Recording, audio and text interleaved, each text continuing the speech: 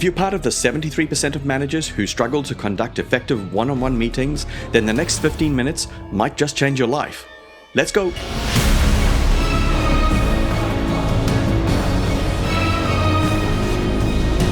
Hi, my name is Raf. Welcome to RISR, where my mission is to help you go further faster in your career.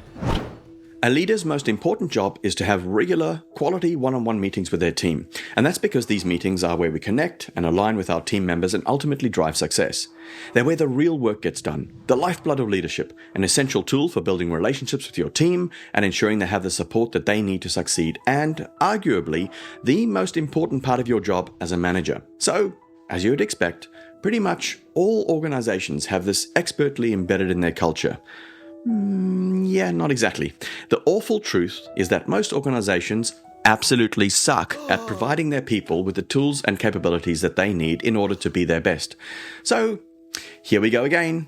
According to a recent study by HBR, only 27% of managers feel completely confident in their ability to conduct productive one-on-one meetings with their direct reports. And this is backed up by a different survey from Gallup, in which 70% of employees said they don't believe their managers are conducting effective one-on-ones.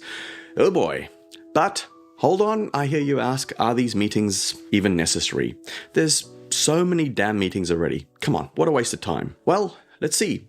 One-on-ones with your direct reports build trust between you and your people, which not only leads to greater loyalty, but also better performance.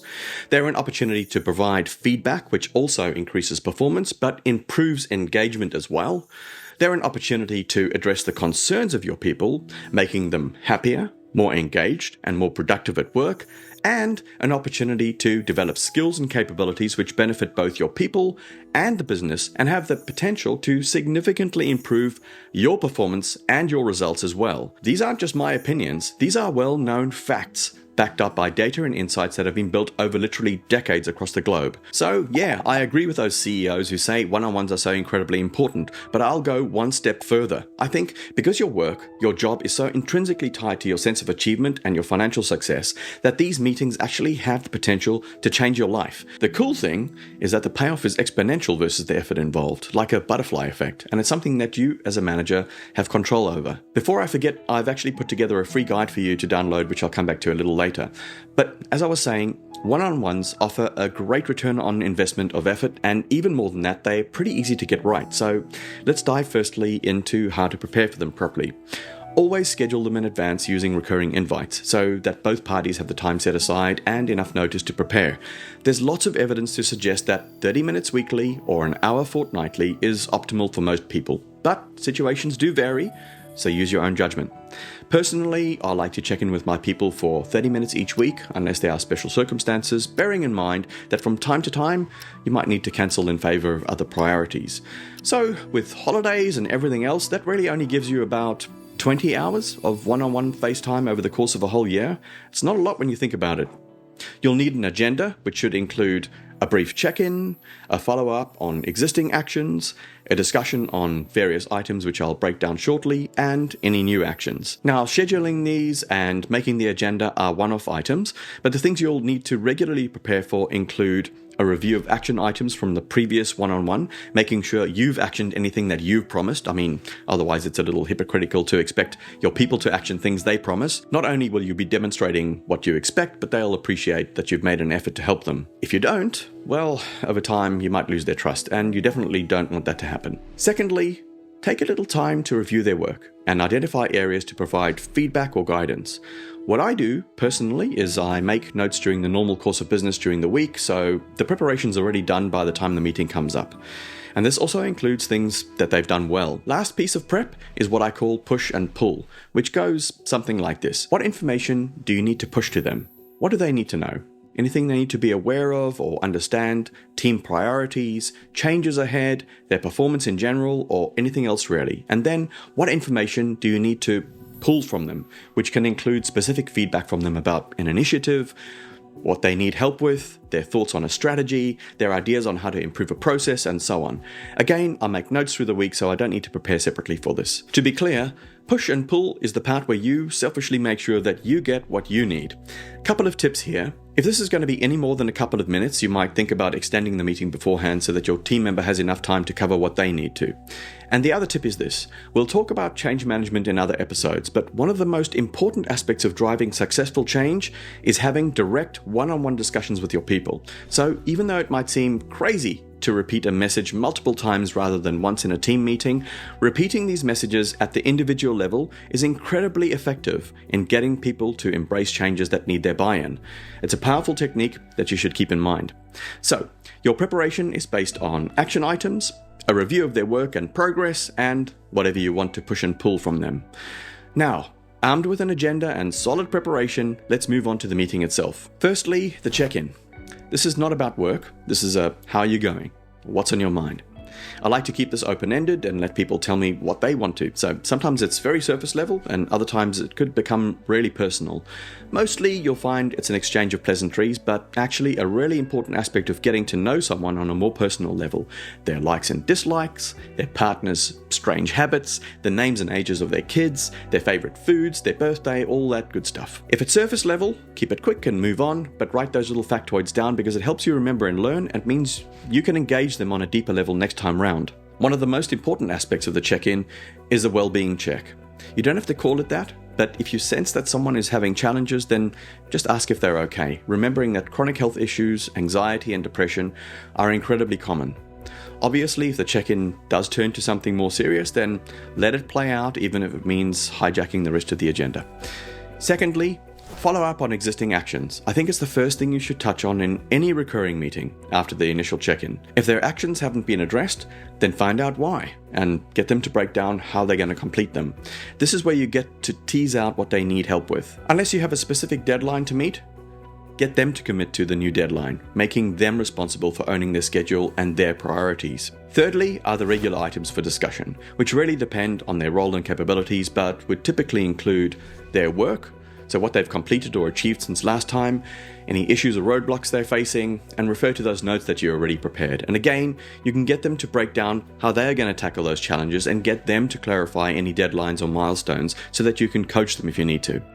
If you find they struggle to be structured and just can't seem to be clear in this way, then you can start by coaching them on this aspect for starters, how to be clear on their work priorities, achievements, and roadblocks. And that's very normal. What I'm saying is that you need to start off with a foundational structure, or you'll risk having nice chats that might seem okay at first, but are actually time wasting and can become frustrating for both parties as time marches on. Give them constructive feedback, including from time to time feedback on their general performance, so what they're doing well, what could be done better or differently, and again, you ideally would be referring to those notes that you made leading up to the meeting. Special note for managers of managers: if you manage a manager, then make sure that you're covering off the stuff for their team as well, the individuals within the team and the team as a whole. Be on the lookout especially for gaps and emerging issues that you can help your managers navigate with their people. And make sure you cover the push and pull items that I mentioned earlier and anything that they need to raise, which, well, it could be anything, including issues they're having with a colleague, improvement ideas, challenges, insights, and so on. This includes any feedback they might have for you as well. There are ways that you can prompt and tease this out of them, which I'll talk about in a little bit. And at the conclusion of each meeting, I highly recommend finishing off by running through any new actions from the meeting, making sure they're really specific, achievable, and time-bound. In other words, with deadlines. And again, try to get them to give you those deadlines. A simple way to flip accountability onto them. Now we have the items that come up more occasionally. They're extremely important, but if you do these right, you don't need to cover them at every single one-on-one. So, number 4 is personal career development. One-on-ones provide a golden opportunity to understand an employee's aspirations and ambitions. This is so important, but in my experience it can sometimes take a bit of work and teasing out to understand what people are truly after. But it's the first step to then figuring out how you can coach and guide them towards their personal goals, making sure they're aligned with the organization's goals as well. Don't wait until employee review time to do this, and when you do have these conversations, make sure you devote enough time to them. And it's situational, so sometimes it's replacing an existing one-on-one, or it could be a separate session for a longer period of time. And number 5 is around well-being. Now, this isn't about playing armchair psychologist or meddling in your team's personal lives. This is about recognizing that the state of one's personal life can and will impact your performance at work. Your team members are humans, they're not robots, and as humans, we are all subject to all manner of stresses and strains. Ignoring that or pretending that it doesn't exist, that's not really helpful to anyone, really. Now, the key here is not to pry or probe, but to provide an open, judgment-free space where your team members can share if they want to. Some might be going through a rough patch personally, some might be dealing with health issues, some might simply be feeling burnt out and overworked or anxious about what's happening in the organization. By asking about their well-being, you're showing that you care about them as people, not just as workers. And trust me, people can tell the difference. This kind of empathy builds trust and loyalty, and it's been proven time and time again to boost morale, productivity, and retention. After all, who wouldn't want to work for a boss who genuinely cares about their well-being? And that being said, you need to be prepared to listen, to really hear what they're saying and respond with empathy and understanding. Keep in mind that it doesn't have to be a formal affair, and it could be as simple as asking, "I notice you seem really quiet lately," or "I notice you seem really snappy lately. Is everything okay? How are you going?" Or even, "What's on your mind?" And then, as I mentioned before, let them speak. And when it's your turn, you might want to dig deeper. "Tell me more. And what else?" And so on. By the way, most of the time, you're probably not expected, nor should you feel obliged to actually solve their problem, but there's often some way you can help and play your part in improving their well-being. Now, we're not quite done yet, so if you want to level up really quickly, here are 5 power tips to add a little flavor to all of this. Firstly, remember that apart from the push and pull stuff, which should be brief, for your people, this is really their time to discuss what they want to discuss, as long as it's in keeping with the agenda. So, and this is somewhat dependent on their experience, they should ideally be leading the discussion. It can take some coaching to get here, but as I've pointed out in previous episodes, an HBR survey found that 84% of employees who lead their one-on-one meetings reported higher levels of job satisfaction and engagement compared to those who have manager-led meetings. And that same survey also showed that employee-led meetings led to better communication, problem solving, career development, and goal setting. Thirdly, in the interest of time, keep the agenda simple. During your initial one-on-one, I suggest you discuss and agree on a recurring agenda. I've given you a framework, but let them lead. Look out for an upcoming episode where I talk about how to set these up for success in that initial one-on-one. Power tip number 4, when it comes to feedback, don't forget to thank them for the good work that they do, but only for genuinely good work. Because you want to reinforce what you'd like to see more of, but also you want to convey your genuine gratitude for their contribution. Don't forget that their success is yours too, and they'll get a huge boost from a simple, "Well done, great job," or "Thanks, I really appreciate the effort you put into that." It's meaningful. Conversely, also give them constructive feedback. Don't wait or think that problems will go away.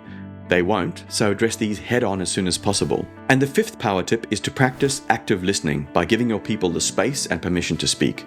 Keep this top of mind if you find yourself doing most of the talking most of the time. I must admit, I have to check myself on this one from time to time. And if you find it difficult to engage in conversation because they don't talk much, then ask open-ended questions. And don't be afraid to pause after asking a question. Let them think and give them plenty of time to respond. Most of the time, you'll find they step up to fill in those spaces and start engaging more. And then, instead of moving on from question to question, try digging a little deeper using follow-up questions to have a more meaningful conversation and gain more insight. Now, before I forget, of course, all you managers also have managers. So check out my episode on how to have effective one-on-ones with your manager, which aligns with this one, but looks at it from the opposite perspective. And I've created a free guide on how to make every one-on-one with your manager count, which will help put you in the driver's seat when you have these with your manager. So it's my gift to you. Download it, use it, but please come back and let me know if it helped you. Before you go, if you enjoyed this video, hit like, and if you want to see more like this, then subscribe and press the notification bell so that you don't miss out on any future episodes when they're released. Don't forget to share this episode with a friend or colleague, helping them to go further faster as well. Till next time, keep rising.